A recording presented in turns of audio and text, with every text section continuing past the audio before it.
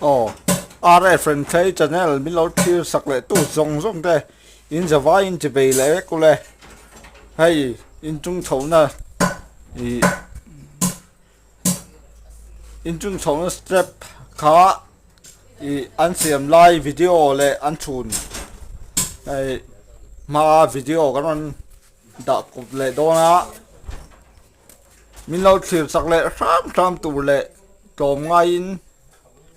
Mình lâu like saka mình lâu share chỗ sạc tụ rin karon so mình karon nghe bốc chơi qua đi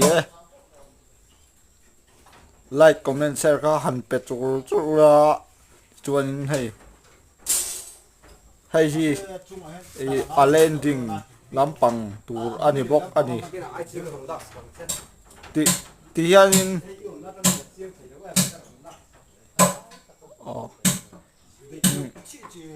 hay landing taka chuk tha khani bok ani khachi si rong hani le report do se